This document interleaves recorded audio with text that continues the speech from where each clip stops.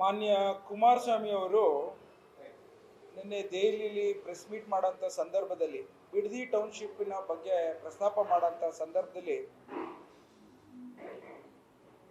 ಕುಣಿಗಲ್ ತಾಲೂಕನ್ನ ಬೆಂಗಳೂರು ದಕ್ಷಿಣ ಜಿಲ್ಲೆಗೆ ಸೇರಿಸುವಂಥ ವ್ಯಾಪ್ತಿಗೆ ಸೇರಿಸುವಂಥ ಒಂದು ಪ್ರಯತ್ನವನ್ನು ಮಾಡೋಂಥದ್ದನ್ನ ಡಾಕ್ಟರ್ ರಂಗನಾಥ್ ಅವರು ಮಾಡ್ತಾ ಲೂಟಿ ಮಾಡಿದ್ದಾರೆ ಅನ್ನೋ ಒಂದು ಅಪಾದನೆಯನ್ನು ಆರೋಪವನ್ನು ಮಾಡಿದ್ದಾರೆ. ಆ ಕಾರಣಕ್ಕೋಸ್ಕರ ನಾನೊಬ್ಬ ಡಾಕ್ಟರ್ ದೊಡ್ಡಯ್ಯನವ್ರ ಮಗ, ಮಧ್ಯಮ ಕುಟುಂಬ ವರ್ಗದಿಂದ ಬಂದಿರೋಂಥ ನಾನು ಕುಣಿಗಲ್ ತಾಲೂಕಿನ ಜನ್ಮವನ್ನು ಕೊಟ್ಟು ಇವತ್ತು ರಾಜಕೀಯದ ಜನ್ಮವನ್ನು ಕೊಟ್ಟಿರೋಂಥ ಕುಣಿಗಲ್ ತಾಲೂಕಿನ ಮತದಾರರ ಆಸೆ ತಕ್ಕಂತೆ ಬಡವರ ದೀನ ದಲಿತರ ಒಂದು ಬದುಕಿಗೆ ಸಹಕಾರ ಆಗುತ್ತೆ. ಒಬ್ಬ ವೈದ್ಯನಾಗಿ, ಒಬ್ಬ ಮಾನವನಾಗಿ, ಮನುಷ್ಯನ ಗುಣಗಳಾಗಿ ವೈದ್ಯನ ಗುಣಗಳಲ್ಲಿ ನಡೀತಾ ಇದ್ದೇನೆ. ಈ ಆರೋಪ ನನಗೆ ಭಾಳ ಬೇಸರ ಆಯ್ತು.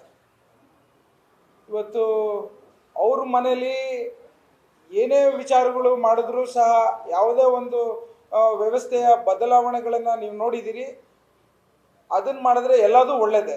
ಇವತ್ತು ಬೇರೆ ಮಕ್ಕಳುಗಳನ್ನ ಬಗ್ಗೆ ಅಷ್ಟು ಹಗುರವಾಗಿ ಆರೋಪ ಮಾಡೋಂಥದ್ದು, ಲೂಟನ್ನು ಒಂದು ಪದ ಬಳಕೆ ಮಾಡಿರೋಂಥದ್ದು ಸರಿಯಲ್ಲ ಅನ್ನೋ ವಿಚಾರಕ್ಕೆ ನಾನು ನಿಮ್ಮ ಮೂಲಕ ಅವ್ರಿಗೆ ಹೇಳಲಿಕ್ಕೆ ಬಯಸ್ತಾ ಇದ್ದೇನೆ.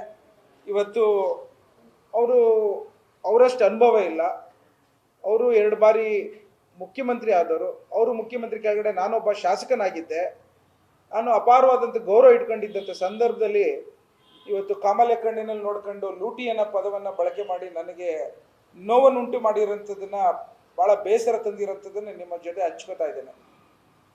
ಇವತ್ತು ಒಂದು ಮಾತನ್ನು ಹೇಳೋಕ್ಕೆ ಇಷ್ಟಪಡ್ತೇನೆ. ಅವರ ಮಾತುಗಳು, ನಡವಳಿಕೆಗಳು ಈ ನಡುವೆ ಅಸ್ಥಿರತೆ ಮತ್ತು ಹತಾಶೆಯ ಮನೋಭಾವನೆ ಕಾಣಿಸ್ತಾ ಇದೆ.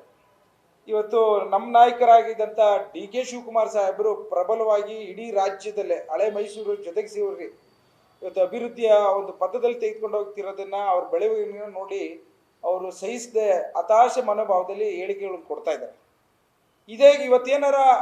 ಇದೇ ಕೆಲಸ ಏನು ಇವತ್ತಿನ ದಿನ ಬಿಡದಿಲಿ ಟೌನ್ಶಿಪ್ಪಲ್ಲಿ ಮಾತನಾಡ್ತಾವ್ರಲ್ಲ, ಅದು ಅವ್ರ ಸಂದರ್ಭದಲ್ಲಿ ಶುರುವಾದ ಕೆಲಸ ಅವ್ರು ಮಾಡ್ತಿರ್ಬೇಕಾದ್ರೆ ಪಾವನ ಪವಿತ್ರವಾಗಿತ್ತಂತೆ. ಇವತ್ತು ಅದೇ ಕೆಲಸವನ್ನು ನಮ್ಮ ಮುಖ್ಯಮಂತ್ರಿಗಳು DK ಶಿವಕುಮಾರ್ ಸಾಹೇಬರು ಮುಂದುವರಿಸೋಂಥ ಕೆಲಸ ಮಾಡಿದ್ರೆ ಮಾತ್ರ ಅಪವಿತ್ರವಾಗಿದೆ. ಇದು ನಿಮಗೆ ನಾನು ಕೇಳೋಂಥ ಪ್ರಶ್ನೆ, ತಾನು ಮಾಡಿದ್ರೆ ಶ್ರೇಷ್ಠ, ಪರರು ಮಾಡಿದ್ರೆ ನಿಕೃಷ್ಟ ಅನ್ನೋ ಒಂದು ವ್ಯವಸ್ಥೆ ನಿಮ್ಮ ಚಿಂತನೆ ಆಗಿರೋಂಥದ್ದು. ನಾನು ಮತ್ತೊಮ್ಮೆ ಇವತ್ತು ಈ ಒಂದು ತಮಗೆ ನಿಮ್ಮ ಸ್ಟೇಚರ್ಗಲ್ಲ ಈ ಮಾತುಗಳು. ನೀವು ಇವತ್ತಿನ ದಿನ ಕರ್ನಾಟಕ ರಾಜ್ಯಕ್ಕೆ ಮಂತ್ರಿಗಳಾಗಿ ಘನವೆತ್ತಂಥ ಕೇಂದ್ರ ಸರ್ಕಾರಕ್ಕೆ ಭಾಳಷ್ಟು ಜನ ಯುವಕರು ಉದ್ಯೋಗವನ್ನು ಸೃಷ್ಟಿ ಮಾಡೋಂಥ ಒಂದು ಬಯಕೆಯಲ್ಲಿದ್ದಾರೆ. ನೀವೇ ಹೇಳಿಕೆ ಕೊಟ್ಟಿದ್ದೀರಿ, ನಿರುದ್ಯೋಗನ ನಿವಾರಣೆ ಮಾಡ್ತೀನಿ ಅಂತ. ಅದ್ರ ಬಗ್ಗೆ ಚಿಂತನೆ ಮಾಡಿ. ರೈತರ ಬಗ್ಗೆ ಆಲೋಚನೆ ಮಾಡ್ತೀನಿ ಅಂತೀರಿ, ರೈತರ ಬಗ್ಗೆ ಆಲೋಚನೆ ಮಾಡಿ. ರೈತರು ಕೇಳ್ತಿರೋಂಥದ್ದು ಇವತ್ತು ಉದ್ಯೋಗ. ಅವ್ರ ಮಕ್ಕಳಿಗೆ ಹೆಣ್ಗಳು ಸಿಗ್ತಾ ಇಲ್ಲ. ನಮ್ಮ ತಾಲೂಕಲ್ಲಿ ಹೆಣ್ಗಳು ಸಿಗ್ತಾ ಇಲ್ಲ, ಯಾದಗಿರಿಯಲ್ಲಿ ಕರ್ಕೊಂಡ್ಬರ್ತಾ ಇದ್ದೀವಿ.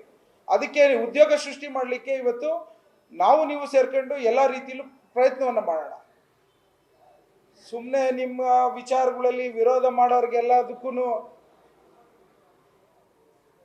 ಎಲ್ಲ ವಿಚಾರದಲ್ಲೂ ತೇಜೋವಧೆ ಮಾಡೋದು, ಡಿಮಾರಲೈಸ್ ಮಾಡೋದು, ಟೀಕೆ ಮಾಡೋದು, ಇದು ನಿಮ್ಮ ಘನತೆಗೆ ಸರಿಯಿಲ್ಲ ಅಂತ ನಾನು ಇವತ್ತು ಹೇಳಲಿಕ್ಕೆ ಇಚ್ಛೆ ಪಡ್ತೇನೆ. ನಾನು ಅದೇನೋ ವಚನ ಇದೆಯಲ್ಲ, ಕಲಬೇಡ, ಕೊಲಬೇಡ, ಹುಸಿಯ ನುಡಿಯಬೇಡ, ಮುನಿಯಬೇಡ, ಅನ್ಯರಿಗೆ ಅಸಹ್ಯ ಪಡಬೇಡ.